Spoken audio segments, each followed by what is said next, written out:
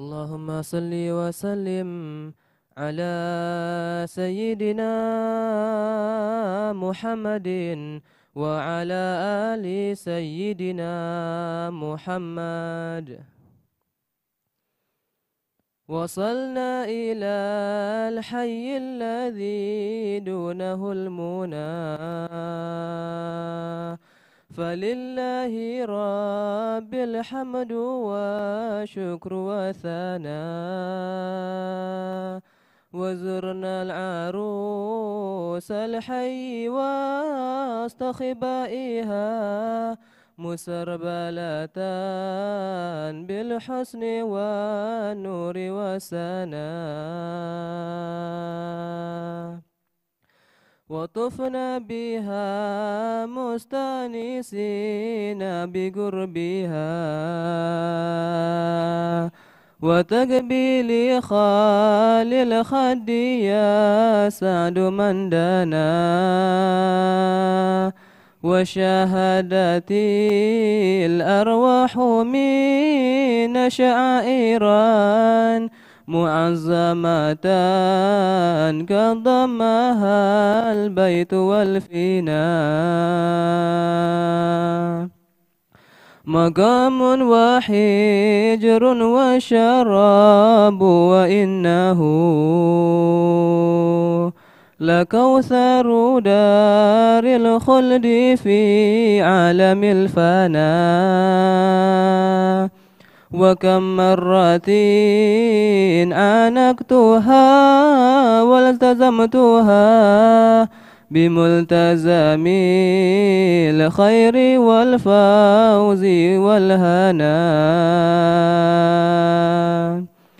ورهت ولم أشف الغليل ولا انقضت أماني نفس من لقاها ولا غنى.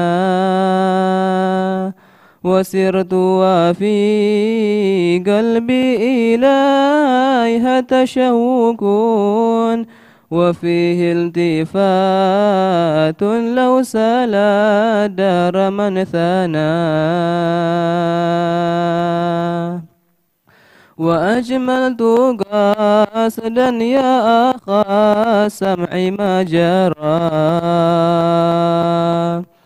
هناك، ولو فصلته هاج بالعنا. رأى الله رب العالمين عشية، وقفنا بها دون المشاعر من مينا. على عرفات الخير والعفو والرضا،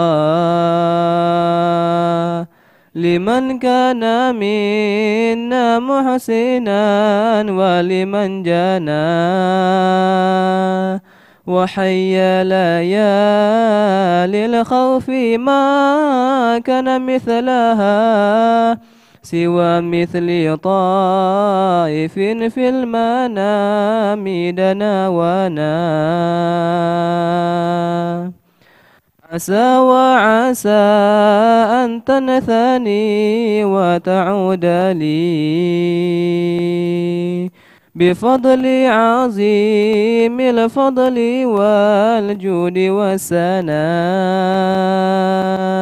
وصلي إلهي كل وقت وساعة على المصطفى المختار يا خير مقتنى.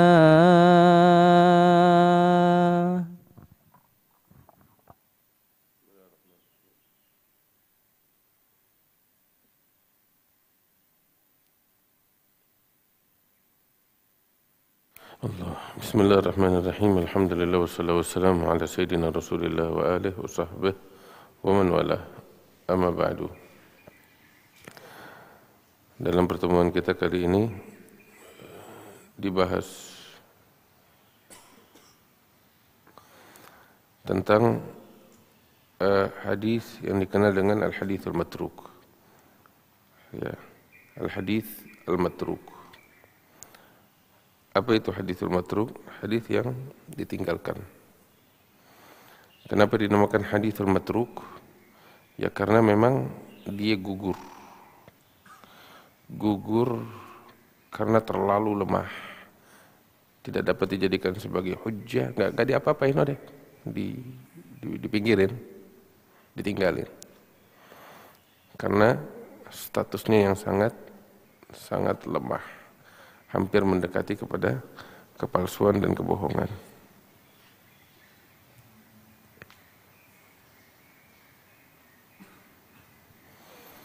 Nah, ini adalah haditsun matruk.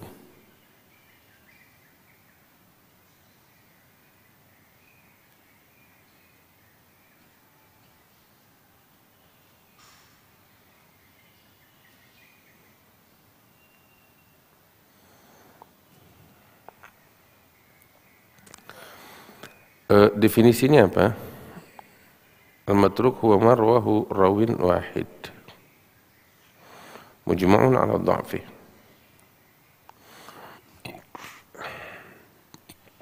Dia adalah suatu hadis yang hadis ini hanya diriwayatkan oleh fulan ini. Yang lain enggak pernah meriwayatkan, enggak ada hadis ini diriwayatkan oleh yang lain. Terus fulan ini, ya, itu semua sepakat dia ini lemah, dhaif, lam yattasif bi sifatil adalah, ya, wala yattasif bi tamamid dhabt, ya, semua sepakat ini periwayat ini dhaif. Terus yang dia riwayatkan saat ini hadis yang enggak diriwayatkan oleh orang lain. Jelas. Nah, ini kan sangat berpotensi. Kok yang lain yang lebih luas ilmunya, yang memenuhi syarat sihah, ya, yang seharusnya wawasan jauh lebih luas, pengetahuannya tentang hadis lebih luas, kok nggak meriwayatkan? Dia sendiri yang meriwayatkan. Ada apa? Orang-orang yang seangkatan dia nggak ada yang meriwayatkan ini. Dia yang lemah kok bisa meriwayatkan sesuatu yang nggak diriwayatkan sama yang lain. Nah, itu kan jadi tanya besar. Jelas. Nah, itu namanya haditsul matruk. Nah, dari sini ada patokan. Ya, yang pertama, si periwayat semua sepakat dia adalah lemah. Kenapa disepakatin dia ini lemah, dhaif? Ya, karena sosok ini muttahamun bil kadzib, terindikasi berbohong. Ada indikasi kebohongan. Ya. La ilaha illallah.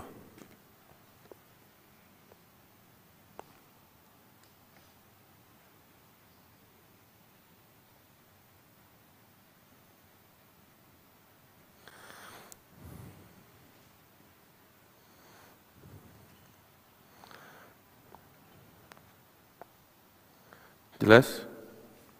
Terindikasi ada bau-bau kebohongan. Muttaham itu apa ya? Apa bahasa Indonesianya? Ittiham itu? Dicurigai kebohongannya. Kok bisa dicurigai kebohongannya? Karena dia seringkali didapati berbohong. Seringkali didapati berbohong, membawa berita yang tidak sesuai dengan kenyataannya. Ya, seringkali didapati berbohong di dalam berita-berita selain hadis, didapetin berbohong. Walaupun pada hadis Nabi nggak didapetin semacam itu, ya, nggak didapetin, artinya nggak ada kasus atau tidak didapati kasus dia pernah berbohong membawa hadis palsu, nggak didapetin. Tetapi selain hadis didapetin selalu berbohong. Jelas. Didapetin selalu berbohong selain hadis. Nah, yang semacam ini kan, kalau dia berani berbohong pada selain hadis, pada hadis Nabi Muhammad, ya lebih sangat rentan juga, nggak menutup kemungkinan untuk berbohong. Jelas. Itu satu. Artinya semua sepakat ini orang tidak bisa dipercaya. Kenapa? Karena pada selain hadis berkali-kali terbukti kebohongan. Sekalipun di dalam hadis Nabi belum ada kasus, tapi di luar hadis Nabi banyak kasus dia berbohong. Sehingga semua sepakat ini mencurigakan. Ini tidak terpercaya orangnya. Itu satu. Atau juga semua sepakat ini orang fasik. Tahu artinya fasik? Fasik ini pelaku kemaksiatan terang-terangan. Nggak peduli ketika melakukan kemaksiatan secara terang-terangan. Na'udzubillah, minum minuman keras, berzina, orang udah tahu. Ya. Dan lain sebagainya. Ada fasik. Semua tahu itu, maka sepakat ya ini lemah. Lam yattasim bi sifatil adalah. Atau terbukti, ya, kalau bawain hadis berantakan. Selalu kalau bawain hadis berantakan. Hafalannya salah, ya, ngaco, begitu. Hal-hal semacam ini. Artinya muhaddisin semua sepakat ini orang lemah. Itu satu. Patokan pertama itu dia. Yang kedua, apa yang dia riwayatkan dari hadis, ya, nggak ada orang lain yang meriwayatkan. Jadi infarada bi riwayat al-hadis. Artinya dia hanya dia seorang yang meriwayatkan suatu hadis itu. Di mana hadis ini beda sama yang lain-lain. Ini kan repot. Hadisnya beda. Atau nih hadis nggak pernah diriwayatkan oleh siapapun. Terus yang meriwayatkan nih hadis orang yang punya tanda kutip. Ini lengkap udah. Maka hadis ini dinamakan hadisun matruk. Kenapa nggak dibilang maudhu? Maudhu itu kan hadis palsu. Kenapa nggak dibilang maudhu? Disinilah kehati-hatian para muhaddisin. Mereka memberikan semua orang sesuai dengan porsinya. Faham? Mereka memberikan setiap orang sesuai porsinya dan tidak mendoliminya. Disinilah keistimewaannya para muhaditsin. Ya. Stempel maudhu palsu itu kan stempel yang artinya fakta. Didapetin kenyataannya maudhu. Sedangkan ini mereka juga nggak bisa memastikan. Tetapi potensi palsunya besar. Maka itu mereka nggak bilang maudhu. Mereka bilang matruk, ditinggalkan. Ini hadis. Kenapa? Si periwayatnya terlalu lemah. Dan hadis yang diriwayatkan hanya dia seorang yang meriwayatkan, nggak ada orang lain. Nah ini kan berbahaya, berpotensi. Kalimat berpotensi belum tentu fakta. Karena itu mereka nggak menyatakan ini sebagai hadis maudhu. Mereka bilang ini matruk, ditinggalkan. Sampai ada periwayat yang meriwayatkan ya hadis yang sama dengan sanad yang terpercaya. Baru ini naik martabatnya. Tapi kalau enggak, ya ditinggalkan. Enggak ada gunanya ibaratnya. Tapi dibilang maudhu, mereka enggak berani lancang sampai ke situ. Paham? Jelas? Nah, dikasih contoh. Riwayat Amr bin Syamr an Jabir al-Ju'fi Anil Harith an Ali radhiyallahu anhu. Ini didapat beberapa asanid semacam ini. Riwayat dari Amr bin Syamr an Jabir al-Ju'fi Anil Harith an Ali bin Abi Thalib. Ya, Amr bin Syamr ini matrukul hadis. Kenapa matrukul hadis? Semua sepakat bahwasanya Amr ini dhaif. Ya. Terus riwayat yang dia riwayatkan sebagian besarnya itu ya yang nggak diriwayatkan oleh orang lain. Maka riwayat-riwayat yang semacam ini yang diriwayatkan oleh Amr bin Syamar, hadza matruk, ditanggalkan atau ditinggalkan. Jelas. Demikian halnya juga hadis sedekah ad-dagigi an Fargad an Murrah an Abi Bakar radhiyallahu anhu. Juga sama seperti itu. Sedekah ad-dagigi dia terkenal sebagai seorang yang dhaif. Terus riwayatnya juga hanya dia meriwayatkan, enggak ada yang lain. Maka hadis-hadisnya itu dikatakan haditsun matruk. Jelas? Sampai di sini paham enggak kira-kira?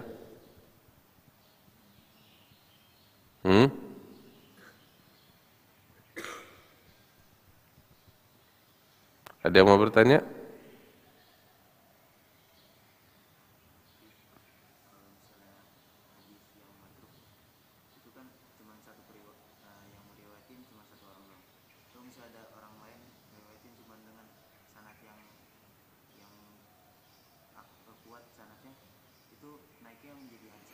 Nah, yang dipakai hadis yang kuat itu. Ini hadis sanad yang ini tetap ditinggalkan karena sosoknya bermasalah. Walaupun matanya sama, hadis yang kuatnya itu yang diambil, ini tetap ditinggal. Sebab patokannya itu si periwayatnya. Periwayatnya ini bermasalah. Sangat bermasalah. Muttaham bil kadzib. Maka itu di dalam periwayatan itu yang sangat berbahaya itu adalah al-kadzib, dusta. Ya. Apa namanya? Sekalipun dia berdusta bukan ada sangkut pautnya sama hadis. Satu kali dusta aja tuh udah berbahaya. Menggugurkan adalahnya dia. Makanya hati-hati sama ucapan dusta. Jangan sekali-kali kita memberitakan suatu berita yang kita nggak tahu apakah itu fakta atau bukan.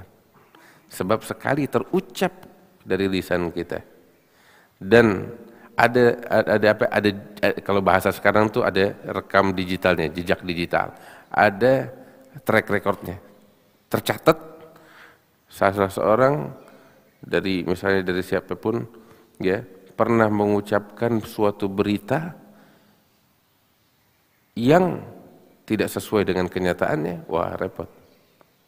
Udah tercoreng. Selama-lamanya nggak bisa dipakai tuh omongan. Ini orang selama-lamanya udah. Maka itu di dalam hadis Nabi Muhammad tuh sangat hati-hati. Orang yang sekali terbukti pernah berbohong, masalah.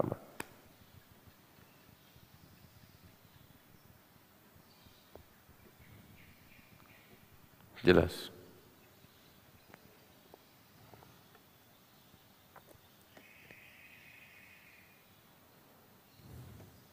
Sampai di sini jelas? Wallahu a'lam. Kita pindah ke pembahasan yang berikutnya. Namanya haditsul maudhu'. Nah, ini hadis maudhu' ini adalah bagian ya kan hadis itu kan dibagi kepada beberapa pembagian. Ini yang terakhir. Nah, ini yang paling berat. Apa itu haditsul maudhu'? Wal hadith awil khabar al-mukhtalaq al-makdzub al-mansub ila Rasulillah sallallahu alaihi wasallam iftira'an alaih atau ila sahabah atau ila tabi'in wa huwa batil. Tahrumu riwayatuhu illa litahdhir minhu atau ta'limi dzalika li ahli al-ilm li ma'rifatih. Nah. Apa itu hadits maudhu'? Dia adalah berita, khabar, berita. Al-mukhtalaq. Tahu artinya mukhtalaq? Yang diciptakan, yang dibikin. Al-makdzub, yang dusta, bohong. Al-mansub, yang dinisbahkan kepada Rasulullah sallallahu alaihi wasallam. Iftira'an alaih, sebagai bentuk apa namanya? Kebohongan, mengatasnamakan Nabi Muhammad sallallahu alaihi wasallam. Atau kepada sahabat atau kepada tabi'in.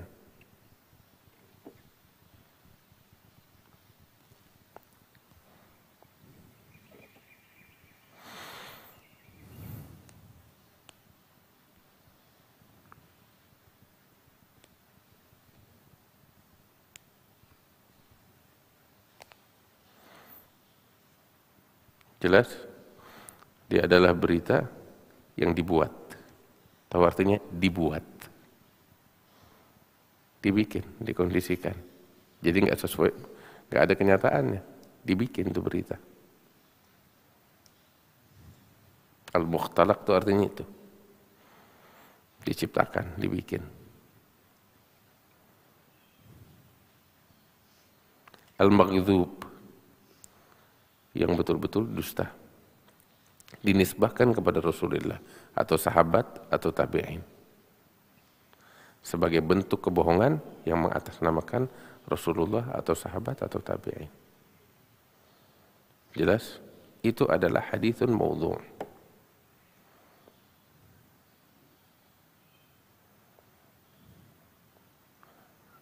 Dan al-maudhu' ini adalah berita yang batil, tidak benar. Bahkan meriwayatkannya pun haram hukumnya. Kita bawain hadis maudhu', kita tahu tuh maudhu', kita bawain, hukumnya haram. Ini kita tahu nih hadis maudhu', terus kita bawain, hukumnya haram. Kecuali ketika kita bawain hadis maudhu' untuk kita kasih tahu orang ini hadis maudhu'. Jelas? Atau untuk belajar kayak kita sekarang ngasih contoh, nih hadis begini-gini, ini maudhu'. Dari mana ketahuan maudhu'nya? Dari sini, dari sini, dari situ. Jelas? Faham? Terbukti fakta ini kebohongan. Meriwayatkannya haram.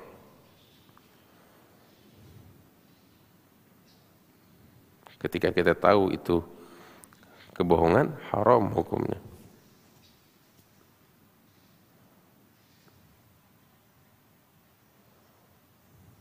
Jelas?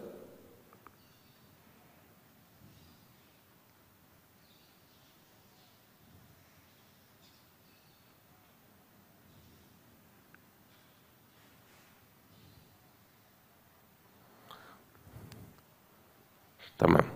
Kalau ini udah jelas, nah, al-maudhu' tuh ada macam-macamnya. Contoh, seseorang dia menciptakan suatu ucapan atau berita. Kemudian setelah dia karang, dia ciptakan, kemudian dia sampaikan dan dia nisbahkan bahwa ini ucapannya Rasul atau ini kisah tentang Rasul. Ini kan kesengajaan, betul-betul dia menciptakan suatu berita atau suatu ucapan, dia bilang ini ucapan Nabi, padahal dia yang bikin. Paham? Ada tisu. Atau dia cerita bawain suatu kejadian, Nabi begini, padahal itu kejadian dia yang menciptakan cerita itu. Kenyataannya enggak seperti itu. Dia bikin tuh skenario cerita dan dia bilang Nabi Muhammad begini. Jelas?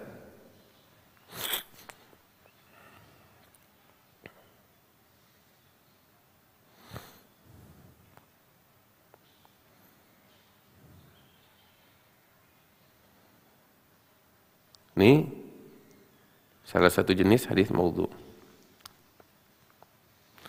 Tisu mana? Tuh ambil tisu, tuh ada tisu.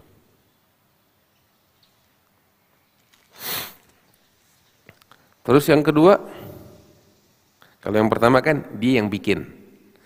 Yang kedua, lain lagi. Ada ucapan orang dicomot, dia bilang ini ucapannya Nabi. Paham?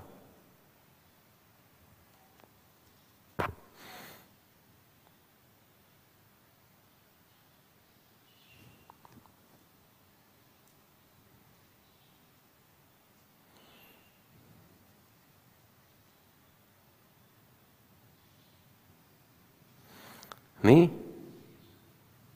ini dua jenis yang fatal.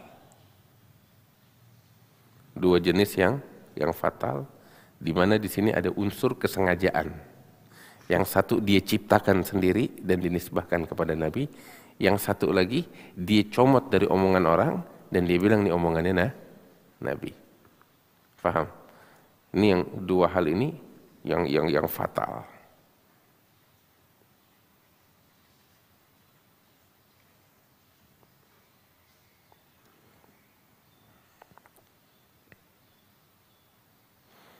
Sebab ada unsur kesengajaan.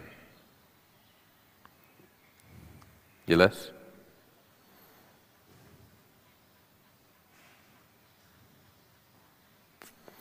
Ada lain dari itu, ya lebih ringan. Tapi hadisnya ya hadis maudhu. Cuman pelakunya ini, apa sih namanya? Tidak ada unsur kesengajaan. Sebagai contoh, waktu dulu kita pernah belajar haditsun mudraj. Apa itu haditsun mudraj? Ya, suatu ucapan yang masuk, yang disisipkan di dalam suatu hadis. Dia bukan dari hadis, tapi disisipkan. Paham? Sisipan. Sehingga menjadi suatu kesatuan. Haditsun mudraj, kita udah bahas itu. Ya. Nah,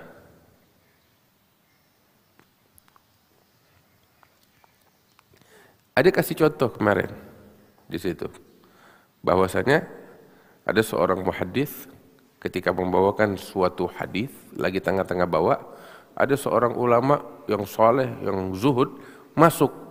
Maka si muhaddits ini ketika ngelihat si alim ini masuk, langsung dia potong hadis nabinya, dia puji nih orang. Begitu. Man kathurat salatuhu bil lail hasuna wajhuhu bin nahar. Barang siapa yang salat malamnya banyak, wajahnya bercahaya di siang hari. Maksudnya dia mau puji nih orang.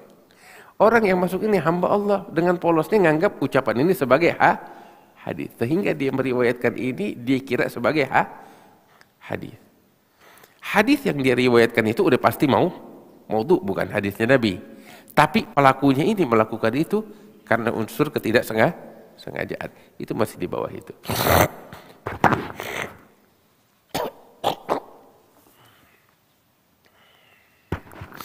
Jelas? Itu di bawahnya. Tapi tetap hadisnya hadis maudhu.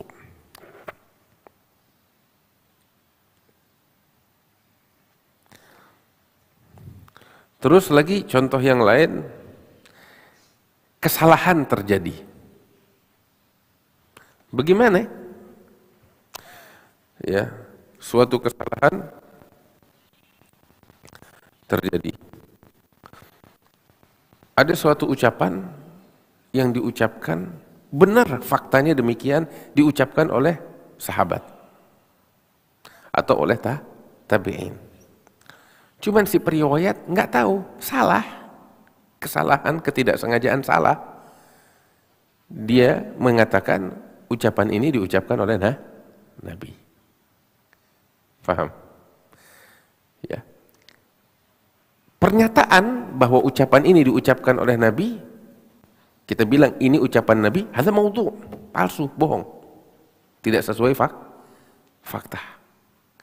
Ya. Tapi kalau kita bilang ini hadis diucapkan oleh sahabat, katakan Umar bin Khattab, Ali bin Abi Thalib atau siapapun, dibuktikan, oh terbukti, faktanya memang demikian, ucapannya Umar, ucapannya Ali, ucapannya Utsman atau siapapun.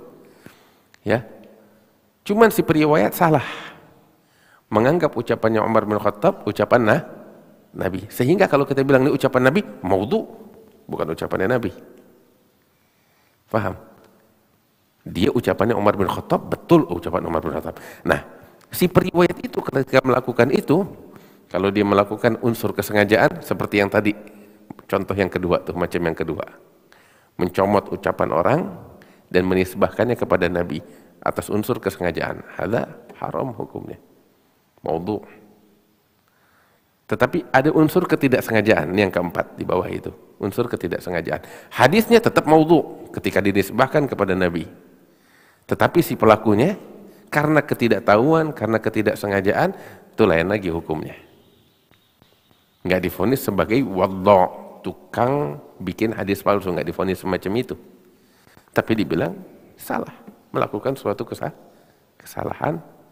Wahim, tahu artinya wahim? Wahim tuh apa ya kalau bahasa Indonesianya? Kepleset gitu. Atau bikin kekeliruan yang tidak disengaja. Lebih kurang kayak begitu. Tapi divonis sebagai pendusta enggak. Dia enggak sengaja melakukannya atau karena kesalahan. Wah, kata. Jelas. Faham?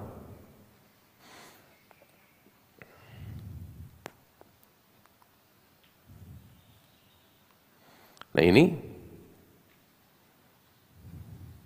sering terjadi. Yang contoh keempat ini nih sering terjadi. Jangankan kepada orang-orang kayak kita. Ya. Sekelas Al-Imam Al-Ghazali juga sering tergelincir di situ. Bagaimana? Nah, ente bakal dapetin sering dengar bahwasanya di dalam kitab Ihya Ulumuddin terdapat hadis-hadis maudhu'. Ya. Apakah demikian? Kita katakan, ya, satu, perlu kita ketahui, Al-Imam Al-Ghazali, dia bukan seorang muhaddis. Perlu kita tahu itu. Dia betul seorang ulama besar. Wow, salah satu ulama paling hebat di masanya. Tetapi dia bukan muhaddis yang berkecimpung di ilmu hadis. Seperti Al-Imam Al-Bukhari, seperti yang lain-lainnya. Imam Al-Ghazali bukan seorang muhaddis. Dia hafal, punya hafalan banyak, iya. Tapi seorang muhaddis tidak. Dan dia juga enggak menyatakan dirinya sebagai muhaddis. Jelas, itu satu. Kemudian juga, ya, kitab Ihya Ulumuddin itu ditulis oleh Al-Imam Al-Ghazali bukan merujuk kepada kitab. Kayak kita sekarang nih, referensi-referensi depan kita, nugil dari sini, nugil dari sini, nugil dari sini, gitu. Al-Ghazali ketika menulis Ihya Ulumuddin, dia tulis dari hafalannya. Nanti bayangin luasnya tuh ilmu. Buah fikirnya dan buah hafalannya, ingatannya. Sehingga, kalau memang kenyataannya demikian, ya pasti aja namanya manusia, ada yang luput, ada yang salah. Apalagi Al-Ghazali bukan seorang muhaddis. Terus juga, nah ini yang terjadi banyak. Di dalam Ihya Ulumuddin, banyak hadis-hadis yang divonis oleh ulama di dalam kitab Ihya Ulumuddin sebagai hadis maudhu'. Betul, maudhu' ketika dinisbahkan kepada Nabi. Tetapi hadis-hadis itu sebenarnya sahih ketika sahih sebagai hadis mauquf. Tahu artinya mauquf gak? Yang dinisbahkan kepada sahabat. Jadi banyak Al-Ghazali itu menugil suatu ucapan dan bilang ini hadisnya Nabi karena kesalahan, kekeliruan. Ya. Maka nisbahnya kepada Nabi maudhu'. Tetapi padahal ucapan ini benar diriwayatkan sebagai ucapannya Umar bin Khattab atau Ali bin Abi Thalib atau lain sebagainya. Jelas. Dia betul ucapan yang benar diucapkan oleh sahabat. Tetapi kesalahan Al-Ghazali adalah menisbahkan ucapan ini kepada Rasulullah SAW karena unsur ketidaktahuan atau ketidaksengajaan. Paham? Nyambung nggak omongan saya? Itu satu. Terus juga Al-Ghazali di dalam banyak hal di dalam Ihya nagil, tahu arti nagil? Hanya menukil dari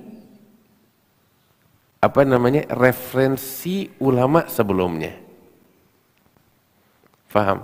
Yang mana referensi ini terjadi kesalahan-kesalahan itu. Faham? Sehingga Al-Ghazali karena seperti saya bilang bukan seorang muhaddis, ya. Sehingga ketika dia dapetin suatu ucapan di dalam referensi sebelumnya, dia terima begitu aja dan dia nukil apa adanya. Padahal ketika ditelusuri, dikaji, ya, dari referensi awalnya terjadi kesalahan pada referensi awalnya. Ya, seperti tadi saya bilang ucapan sahabat dibilang ucapan Nabi. Faham? Nah, Al-Ghazali datang menugil apa adanya. Jadi kesalahan bukan kesalahan Ghazali, kesalahan dari yang sebelumnya. Sebab di dalam Ihya Ulumuddin itu banyak Al-Ghazali menugil dari kitab Abu Talib Al-Makki. Gutul Gulub. Faham? Menugil dari Gutul Gulub dari kitab-kitab sebelumnya. Dan di dalam kitab-kitab tersebut terjadi kesalahan-kesalahan semacam itu. Faham nggak kira-kira? Kenapa kita bahas tentang Ghazali? Sebab seringkali dinisbahkan kepada Al-Ghazali hadis-hadis maudhu di dalam Ihya Ulumuddin. Nah ini dia. Dia nisbah kepada Nabi maudhu betul. Ada banyak. Gitu. Tetapi bukan artinya dia maudhu 100%. Dia sahih ketika dinisbahkan kepada sahabat, betul ucapannya Umar. Tapi kalau dibilang ucapannya Nabi, ada enggak benar. Kok begitu Al-Ghazali? Ya tadi kita bilang alasannya Al-Ghazali bukan muhaddits, terus dia hanya sekedar nagil, kemudian juga apa namanya sebab-sebab yang lain yang tadi saya bilang dia nggak tahu, nggak ada unsur kesengajaan di situ. Faham? Tayyib.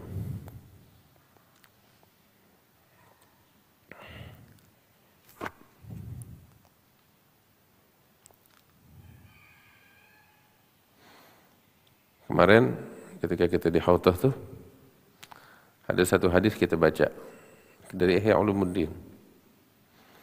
Ada suatu hadis diriwayatkan man ta'allama baban minal ilm. Man ta'allama qala Rasulullah SAW man ta'allama baban minal ilm. Ada lanjutannya saya lupa. Gitu. Nah, ketika kita telaah, Syuf ini bukan hadis. Oh, kok bukan hadis? Dari mana ketahuan?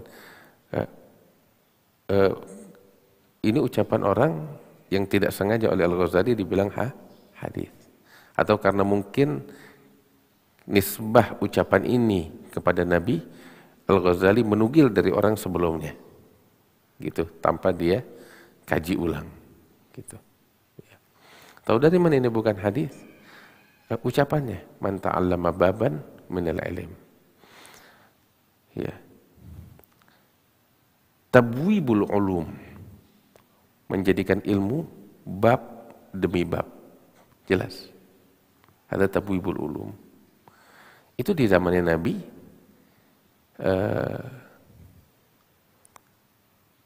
belum ada.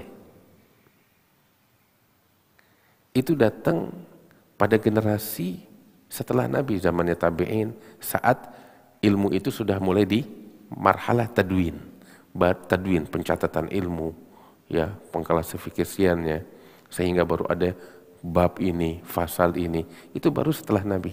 Terus kok di zamannya Nabi kalimat man ta'allama baban minal ilm. Ini kata ucapan semacam ini asing di masanya Nabi, sehingga hampir mustahil untuk diucapkan di masanya Nabi. Ini baru ada ucapan-ucapan semacam ini jauh setelah wafatnya Nabi. Dari situ kita tahu, oh ini hadis bukan hadisnya Nabi. Tapi ucapan orang-orang setelah Nabi yang tidak sengaja dinisbahkan kepada Nabi. Paham? Ini sebagai contoh. Baik. Kita kembali lagi kepada pembahasan. Ya. Hadis maudhu, hadis yang dibikin. Kemudian dinisbahkan kepada Nabi atau kepada sahabat atau kepada tabi'in dengan unsur kesengajaan.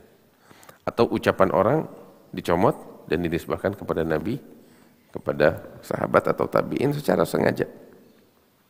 Ya, itu yang fatal. Ada setelah itu unsur-unsur ketidaksengajaan. Ya. Karena nggak tahu, karena salah, ya, dan lain sebagainya. Taib. Kalau ini udah kita paham, ya, kita pengen tahu apa sih motif di balik ini? Kenapa ada orang-orang sengaja membuat hadis palsu? Apa motifnya? Apa yang mendorong mereka untuk itu? Nah, motifnya itu banyak, macam-macam. Pertama, karena kebencian kepada Islam, sehingga dia tampil sebagai sosok munafik untuk memalsukan hadis-hadisnya Nabi. Tampil seakan-akan dia seorang muslim, paham? Kemudian dia bawa hadis-hadis palsu untuk menghancurkan Islam dari dalam. Itu contoh. Ada lagi, ya, seorang muslim sejati, muslim, bukan musuh. Tetapi karena dorongan ego, hawa nafsu, ya, kefanatikan, dia punya madhab, contohnya madhab. Untuk membela madhabnya, dia menghalalkan segala cara, sehingga membuat hadis-hadis palsu yang membenarkan mazhabnya dia. Jelas, dia bawa hadis-hadis palsu untuk membenarkan mazhabnya dia. Itu salah satu motifnya. Seperti Al-Khattabiyah min ar-Rawafid, aliran Khattabiyah dari orang-orang Rafidah. Mereka membuat hadis-hadis palsu demi untuk membenarkan aliran mereka, ajaran mereka. Bahwa ajaran ini, apa dalilnya? Oh, Nabi bilang begini, padahal hadis palsu mereka bikin tuh hadis. Demi untuk membela aliran mereka. Nah, ini terjadi oleh madhab Al-Khattabiyah dari Rawafid. Jelas. Terus juga motif yang lain, apa itu? Untuk menjilat penguasa. Menjilat penguasa. Mereka pengen dekat, pengen cari duit dari penguasa. Mereka datang kepada penguasa sebagai seorang ulama, seorang muhaddits. Mereka bilang, kalian ini penguasa, katakan dari Bani Umayyah, penguasa dari Bani Al-Abbas, atau penguasa dari fulan. Ya, tahu gak, Nabi ini pernah nyebut kamu sekian abad yang lalu. Apa dalilnya? Nabi SAW bilang begini. Ini ciri ada pada diri kamu. Wah, raja-raja kan gak ngerti agama, dicekokin hadis-hadis palsu, kagum. Wah, berarti ini kerajaan kita udah disebut-sebut sama Nabi. Nah, keluar duit, bakal orang-orang penjilat ini. Gitu. Jelas. Nah, kayak begini ada hadis-hadis kayak begitu tuh yang menyebutkan tentang kerajaan ini, kerajaan itu ada. Padahal tuh hadis palsu dibuat-buat. Itu motifnya untuk itu, ngejilat penguasa. Ada lagi, tahu apa? Orang mata pencahariannya ceramah. Mata pencahariannya ceramah. Sehingga dia kan mesti punya modal ceramah. Apa modalnya? Dia bikin hadis-hadis palsu sebagai modal untuk dia bisa ceramah. Sehingga ketika dia bawakan hadis-hadis yang indah padahal palsu, ya, ceramahnya dia makin diminati oleh orang awam, naik daun. Bawa hadis yang unik, naik daun lagi. Sehingga motivasi, ya, artinya atas dorongan ini mereka membuat hadis-hadis palsu untuk itu tujuannya. Jelas?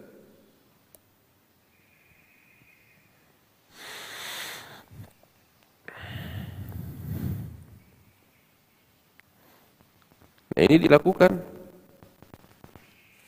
oleh beberapa orang. Di antaranya Abu Sa'id Al-Madaini. Itu dikenal bikin hadis-hadis palsu untuk ceramah.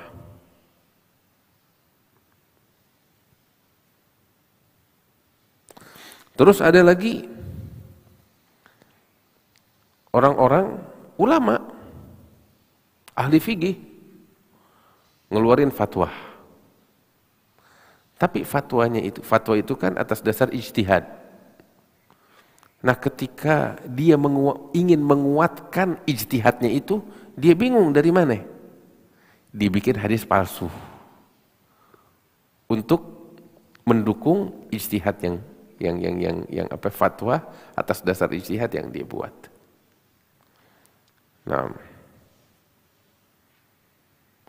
di antaranya tuh yang bikin kayak begitu Abdul Khattab ibn Dihyah, Abdul Aziz ibn al-Harith al-Hambali.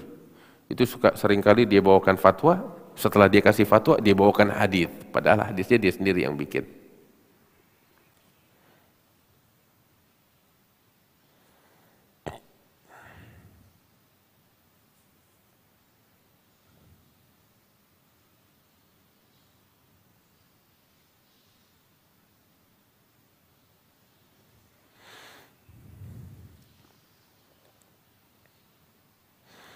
Terus ada lagi tahu apa?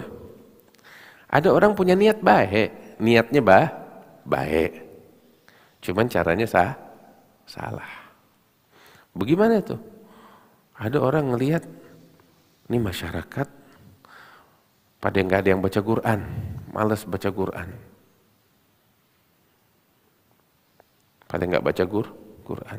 Dia niat baik, pengen memberikan dorongan kepada masyarakat untuk baca Quran. Dia bawain hadis-hadis palsu. Dia bikin hadis-hadis palsu tentang kemuliaan Al-Quran, tentang pahala besar bagi yang membaca Al-Quran. Hadis-hadis palsu dia bikin. Tujuannya supaya orang pada baca Quran. Tujuannya bagus apa enggak? Tujuan bagus. Cuman caranya salah. Paham? Nah, ini banyak terjadi. Ya. Kadang yang melakukan itu orang-orang soleh loh, karena memang niatnya bagus. Kadang yang melakukan itu orang-orang soleh, zuhad, ahli ibadah. Ketika dia merasa merasa sedih ngelihat masyarakat itu berpaling dari Allah, sehingga dia terpaksa harus bikin hadis-hadis palsu untuk memberikan semangat kepada masyarakat agar kembali kepada Allah. Niatnya bagus, cuman caranya salah.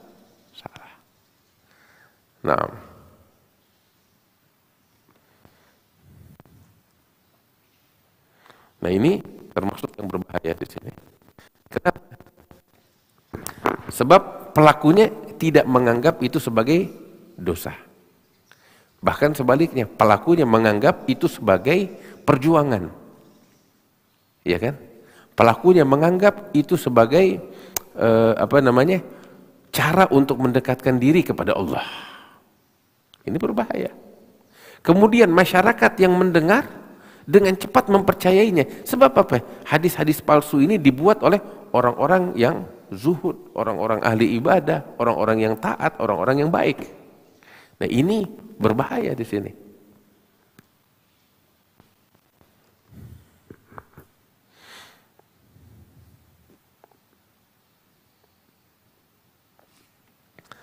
Nah,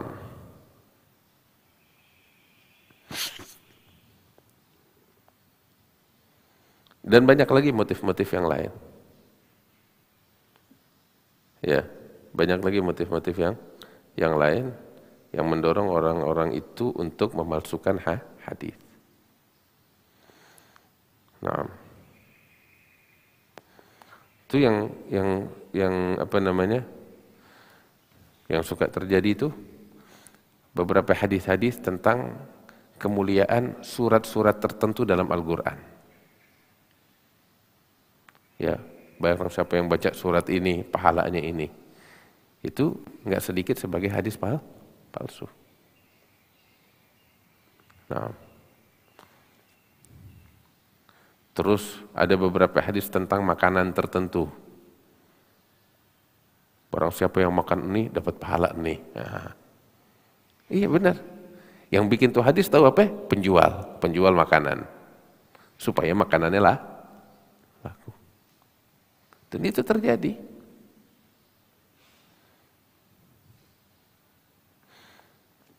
Nah, sejarah mencatat.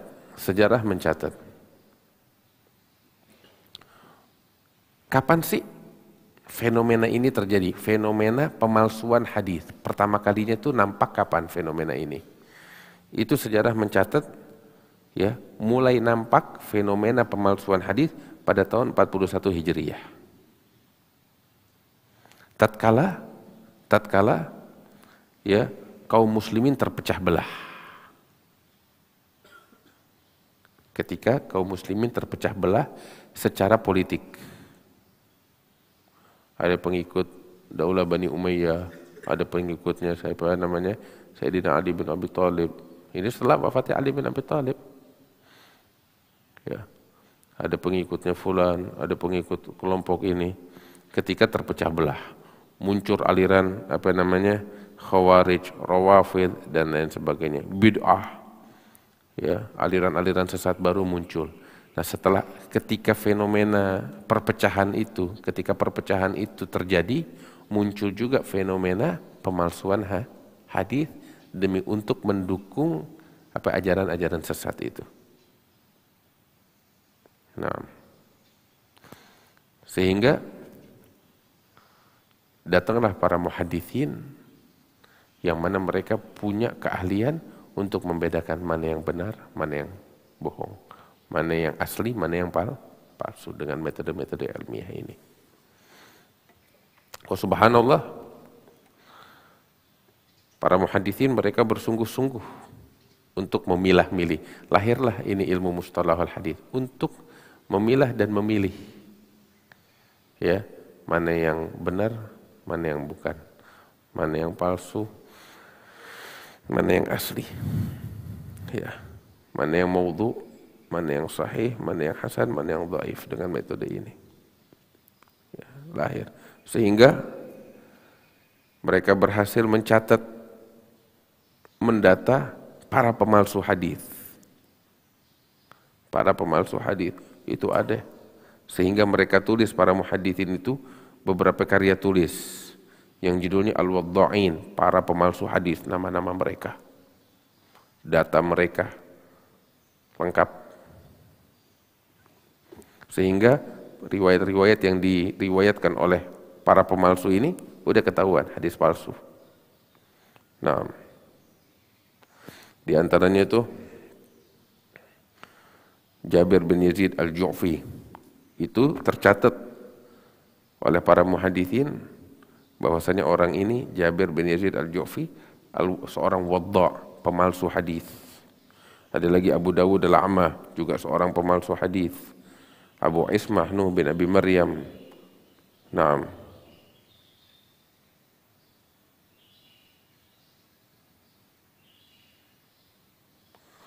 Ada beberapa syuf menarik. Ini Abu Ismah Nuh bin Abi Maryam, dia itu pemalsu hadis. Pemalsu hadis. Tapi di sisi lain dia seorang alim yang luas ilmunya, ahli fikih. Ya. Dia belajar fikih, menganut fikihnya Abu Hanifah, mazhab Abu Hanifah. Terus belajar hadis kepada ulama-ulama besar. Terus juga ahli di dalam bidang tafsir Al-Quran. Tahu tentang maghazi, sejarah-sejarah apa namanya perjuangannya Rasulullah SAW di medan perang. Tapi yang sangat disayangkan, sekalipun dia seorang alim yang luas ilmunya, sangat disayangkan dia juga melakukan praktek ini, pemalsuan hadis. Sampai nih saking alimnya nih orang nih dikenal dengan sebutan al-jami'. Tahu gak artinya jami'?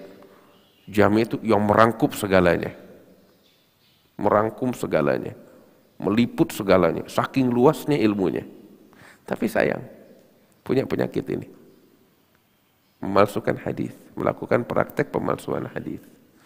Sampai ulama-ulama bilang tentang sosok dia ini, ya, Nuh bin Abi Maryam ini, Abu Ismah, ya, dia meliput segalanya kecuali kejujuran, dia nggak punya.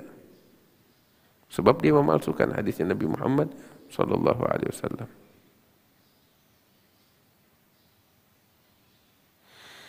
Al-Imam Al-Hakim meriwayatkan dengan sanadnya sampai kepada Ammar. Ammar ini mengatakan bahwasanya pernah Nuh bin Abi Maryam ini ditanya, kamu ini meriwayatkan hadis-hadis tentang kemuliaan surat-surat Al-Quran yang kamu riwayatkan dari Ikrimah dari Ibn Abbas tentang fadilah surat-surat yang ada di Al-Quran. Ya, kamu dapat dari mana? Dia ngaku terang-terangan, saya yang bikin itu hadis. Terang-terangan dia ngomong, saya bikin tuh hadis. Hah? Kenapa ente bikin? Kenapa? Apa yang memotivasi kamu untuk bikin hadis-hadis palsu itu? Dia bilang, saya ngelihat orang berpaling dari Al-Quran. Mereka sibuk dengan fikih, mereka sibuk dengan maghazi. Al-Quran mereka tinggalkan. Karena itu, saya menciptakan hadis-hadis ini supaya orang kembali kepada Al-Quran. Itu dia. Dan yang sangat disayangkan, banyak generasi setelahnya itu dari ulama-ulama yang nggak tahu, ya, tertipu dengan hadis-hadis yang diriwayatkan oleh Nuh bin Abi Maryam ini. Khususnya para mufassirin yang tidak mengerti ilmu hadis.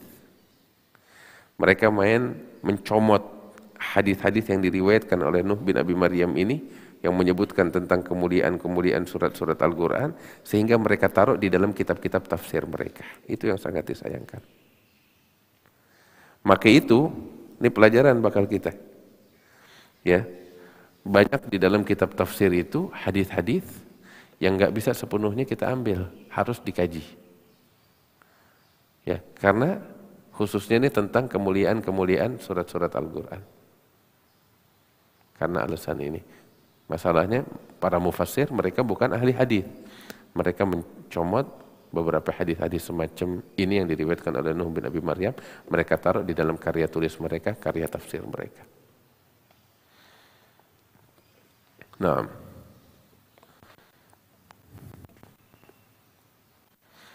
terus juga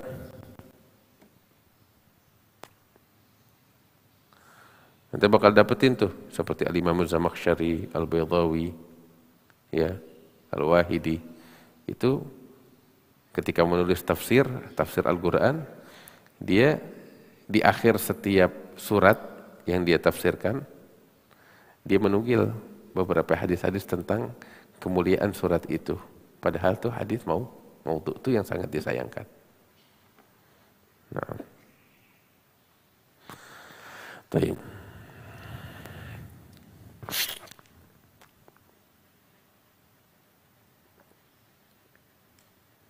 Di antaranya lagi yang terkenal pemalsu hadis Abul Khattab ibn Dihyah. Ya, salah satu hadis yang terkenal yang dia palsukan, yang dia bikin tentang gosor salat maghrib. Kan kalau duhur sama asar sama isya 4 rakaat, kalau digosor jadi berapa rakaat? Jadi 2 rakaat. Subuh nggak ada gosor, maghrib nggak ada gosor. Wah, ini hamba Allah Abu Dihyah, ya, Abu Dihyah ini membawakan fatwa bahwasanya sholat maghrib bisa digosor, ya, dari 3 menjadi 2 rakaat, 2 rakaat. Bagaimana? Oh, ada hadisnya dari Nabi. Dia bikin tuh hadis bahwasanya sholat maghrib digosor menjadi 2 rakaat. Dia bikin hadis palsu. Itu terkenal. Nah.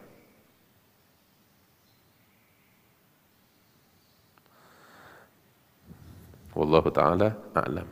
Saya saja sampai di sini jelas. Insyaallah besok bakal kita bahas beberapa hal masih berkaitan tentang haditsun maudhu'.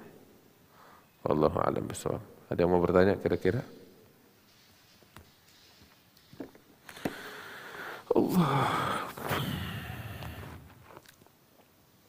الله أعلم بالصواب. الفاتحة بالقبول وتمام كل سهول ليش عن ظاهر باطنا يغفر الذنوب ويستر العيوب على هذه النية وكنة صالحة وإلى حضرة النبي محمد صلى الله عليه وآله وسلم. الفاتحة.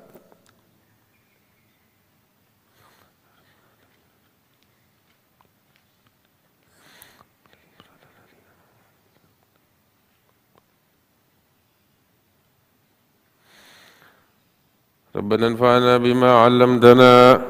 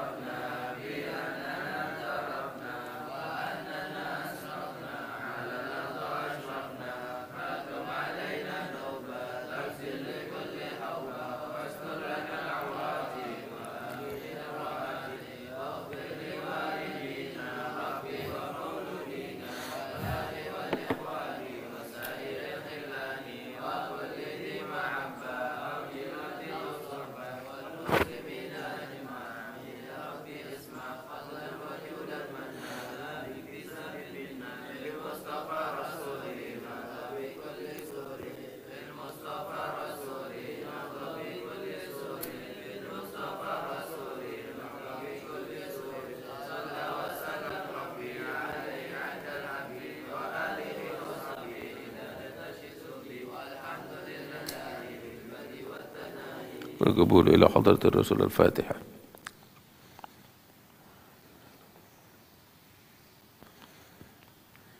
اقرأوا الأوراق.